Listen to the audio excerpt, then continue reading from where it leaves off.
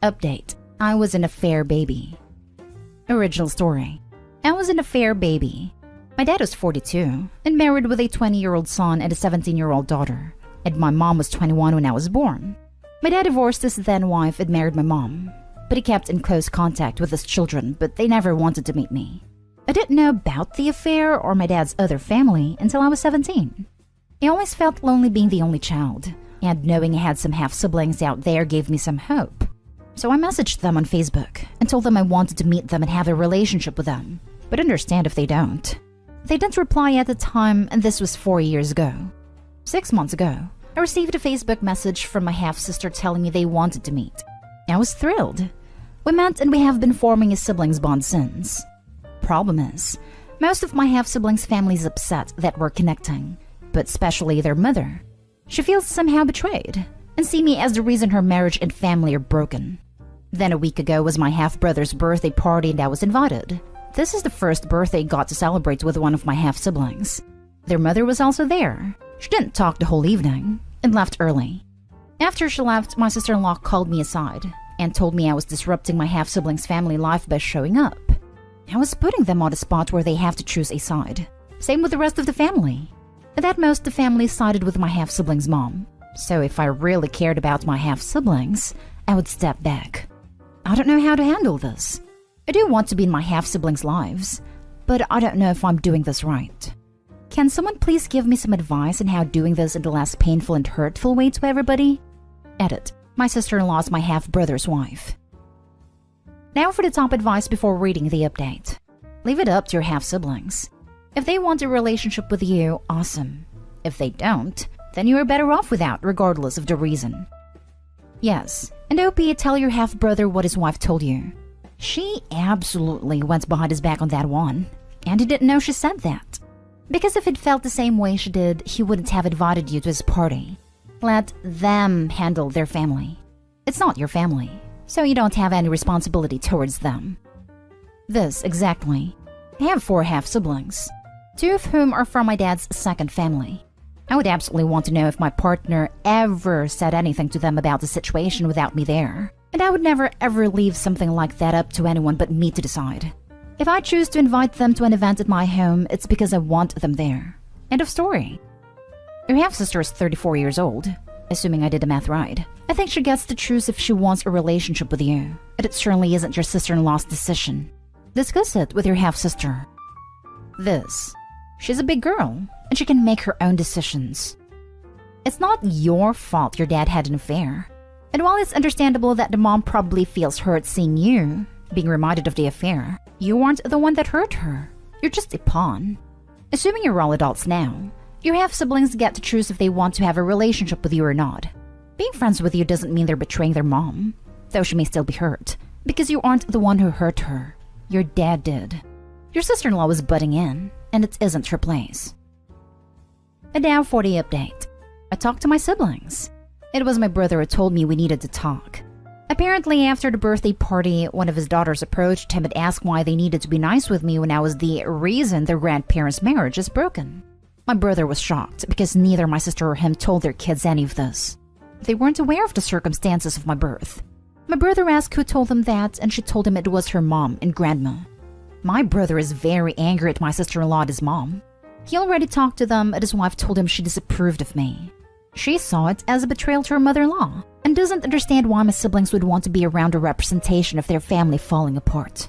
Plus, to her, this is as if my brother is enabling cheating and somehow becomes him any pro-cheating. Their mom, on the other hand, told him that at first when my siblings informed her their desire to meet me, she thought she will be okay with it. But after seeing me, she realized she hated me more than she thought. She told him she was well aware of my dad cheating on her, but thought he would never leave her. She just thought eventually my dad would get bored of my mom, and that would be the end of it. Turns out my mom got pregnant and my dad asked for the divorce. Hence the reason she saw me as the reason her marriage fell apart. That explains why she wasn't uncomfortable being around my dad in family gatherings and even was nice to him. All this time, she hoped that showing my dad how generous and good person she was, my dad would leave my mom and I, and return begging forgiveness. Anyway, my siblings told me that none of this was my fault, and that they actually liked me and want me in their lives. I'm already 21, and they already feel they lost a lot of time. So they told me to not to worry because they will handle this. They suggested therapy for their mom because this is really messed up, and my brother needs to work things out with his own wife. I guess it's good enough. He should tell his wife that you are not a thing that resulted from an affair. You are a person that should be judged on your own actions. You never cheated on anyone. Literally. Why does it matter so much to the wife anyway? Petty individual. Anyway, OP, I'm glad your sibling still wants a relationship with you. None of this is your fault. You didn't cheat or hurt any of them with your actions. Thanks for the update. I'm glad your brother and sister have your back. Your original post had me a little worried because I read it as your half-sister inviting you to the party without asking the brother. Hopefully everything can continue to improve. I'm sorry that you were caught in the middle of all of it. It's not your fault what happened between your father and his ex-wife. I'm glad that you're looking at it in a positive way, and the fact that your half-brother and half-sister were very welcoming was quite nice. I really hope that the mom would consider going to therapy. I don't support cheating, but it's not fair for you if they treated you badly due to something that is literally out of your control. Next story is titled, My 45 male daughter 22 female wants to buy her sister 17 female a car, and it's tearing our family apart. I have two daughters. Ava is 22 and Lily is 17. They have an amazing bond, and their mom left right after Lily was born, and Ava took on that role. Don't get me wrong, I didn't encourage it, and I didn't want her to grow up too fast, but Ava always viewed Lily as her baby. I have a stepdaughter Rose, who is 16. I remarried 10 years ago, and honestly, we did not succeed at blending families. The girls absolutely hate each other, especially Ava and Rose. We have rules and consequences, so that shut down the worst of the fighting, but they refuse to interact unless absolutely forced. There's less fighting with Ava gone, but Lily and Rose don't even want to be in the same room, and we only see one on the night the other has extracurriculars. I feel bad about the whole situation. We are solid middle class, but Ava is rich. She has been extremely successful in the field she got into young, and I never touched her money, so she has accumulated massive savings and continues to kill it in her chosen field. I'm very proud, but it has caused some issues. Ava likes to take Lily on expensive trips and outings, which makes Rose jealous, and my wife gets angry on her behalf. Now, here is the issue at hand. Lily didn't get her license last year due to lack of time/motivation because she was being treated for severe anxiety. She's now getting her license at the same time as Rose, and Ava wants to buy Lily a nice car. She's talking BMW or Mercedes. When she told me I didn't have an issue, but my wife was very upset. She says it isn't fair to Rose, and that I need to set clear boundaries with Ava about her favoritism and refusal to consider Rose's family. Ava told Lily, and now Lily feels that if she doesn't get the car, I'm choosing my new family over her. Ava's furious and says no one has the right to force her to consider Rose and my wife her family. Rose cried and demanded I don't let Lily have the car. I have no idea what to do. Realistically, if I say no, she will still get the car in a year. No matter what I do, someone is going to be hurt. Let's be honest, your family was already torn apart before this. Whether or not Ava buys a car for Lily, isn't going to change things much. Your daughters are not going to magically accept Rose as their sister. My only advice is to talk to Ava about the car, so it's clear who's paying for the insurance and find the best car for a young and experienced driver. Ava already knows she is paying the insurance. The cars she was suggesting are very safe, which makes me more inclined to agree. Then you really don't have much leg to stand on with forbidding it. You lose both daughters if you dig your heels in, as Lily will have the car but just not want to speak with you anymore. Rose is just envious, and you shouldn't enable envy. And her mother should be teaching her that not everything is fair, and sometimes there's nothing you can do about it. You don't really have a place to object here. Ava's a legal adult, and Lily's less than a year away from being one also. It sucks that it hurts your stepdaughter, but she's going to learn life isn't always fair anyway. I also talked her into buying a less expensive car for a brand new driver. Yeah, damage control. Focus on her purchasing a car with the highest possible safety ratings. You didn't have an issue with this until your wife told you to have an issue. If their whole childhood has been like this, be prepared to lose both your daughters forever. Your wife cannot force Ava to see Rose as a sibling when they're not siblings. Your stepdaughter sounds like an entitled brat, and your wife is a jealous nightmare. And this is Ava buying a car for her sister.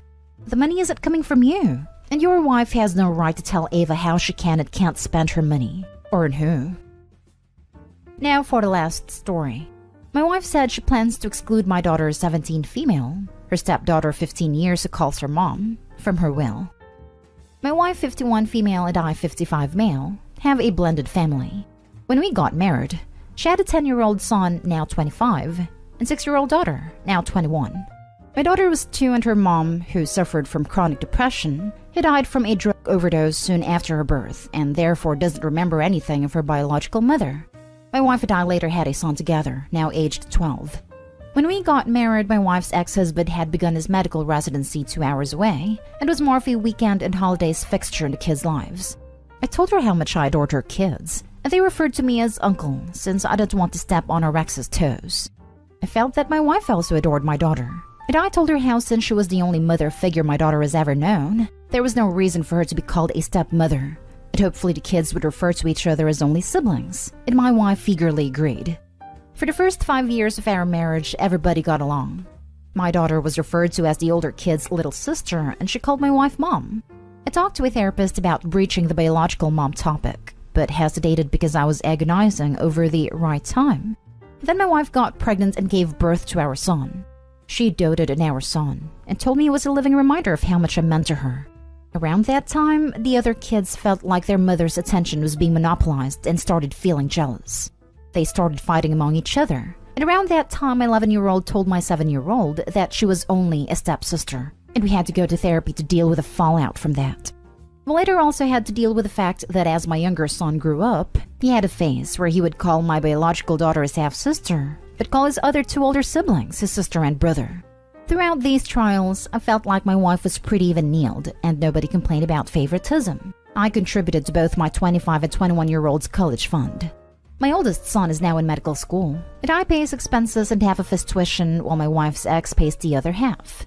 My 21-year-old is taking a gap year from an unpaid internship, and I'm paying her rent. My wife was a stay-at-home mom for most of our marriage. I own a few restaurants and a bread and breakfast. Later, my wife and I made some real estate investments, and she recently invested in property at a parking garage on her own. She mostly keeps her earnings separate, but recently I've been having a series of rather serious health issues. I was diagnosed 6 months ago with an autoimmune condition. I think the diagnosis kind of hammered home the fact that my wife and I might be gone sooner rather than later. We started talking about wills, and about how to best set her up so she could be our family's rock if I passed, likely much earlier than she will. I had toyed with the idea of having a joint will.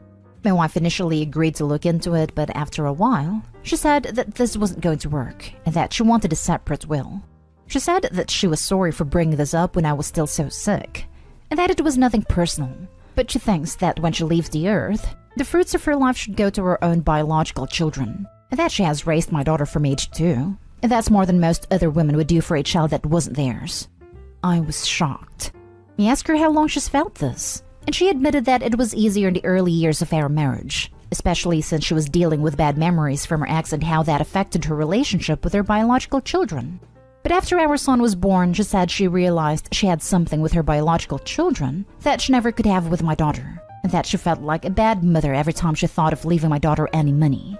She said her kids didn't deserve that, and she feels guilty every time she had to take time away from her older daughter in particular to give to my daughter. And if she left our daughter anything, she'd be essentially robbing her own kids. When I pointed out that I was leaving her kids and mine equal amounts of money, she told me to not take whatever I feel about her out on the kids. What do I do? Regardless of the money, I cannot imagine the shock that my daughter will feel when the woman she's called mom all her life without a second thought cuts her out of her will for no fault of her own. The relationship between her and her older sister in particular is filled with tension, but I think she would assume her mom loved her equally. My wife is right in her assumption that I could never fathom giving any of my kids more than the other. But this has thrown me for a loop, because the older 2 kids' father is a very successful practice and no other kids, and he has basically said he will pass it down to his kids and split assets evenly among the 2. I had intended on giving my wife the bulk of my estate, but now I know that my businesses and money will probably end up being given to all of my 3 other kids, probably way before my wife passes. I can't think of the pain that my daughter will feel. I don't know whether or not I need to prepare my daughter for that eventual reality, whether she's old enough to worry about matters of wills, and the possibility of the complexity between her mom's decision. I know my wife enough to see that this has been something she's been decided on for a long time, and she's resolute about it. I have set up my daughter's college fund single-handedly. Despite me not thinking anything of it before, I now resent my wife for not even offering to help despite the bountiful returns her investments have gotten her, which she had used to pay for numerous miscellaneous costs for our oldest son in medical school, and also to buy her 12-year-old very lavish gifts. I would call her bluff. Show her your new will that excludes her children, and even her, leaving everything to your daughter and your shared son. Use her exact words as your defense of this decision. Edit. As actual advice, regardless of whether divorce is on the table, you need to consult both a divorce attorney and an estate planning attorney to protect your child. You need to protect your daughter immediately. I can't even fathom your wife's logic. It is so undeniably cruel. Leave the majority to your daughter, but include your son as well. Please take care to install bulletproof trusts for them. Your so-called wife sounds like a monster. I would be tempted to put the house in your daughter's name and make your wife rent from her. My condolences. You need to rewrite your will, leaving the bulk of your estate to your daughter. Not because you're taking anything out on your wife's kids, but because you've learned that the child's other parent intends to make no provision for her. So you need to adjust your bequests, so that she's cared for the manner you expect and intend. There are state laws regarding what a spouse is entitled to, however, and you should consult an attorney in your state.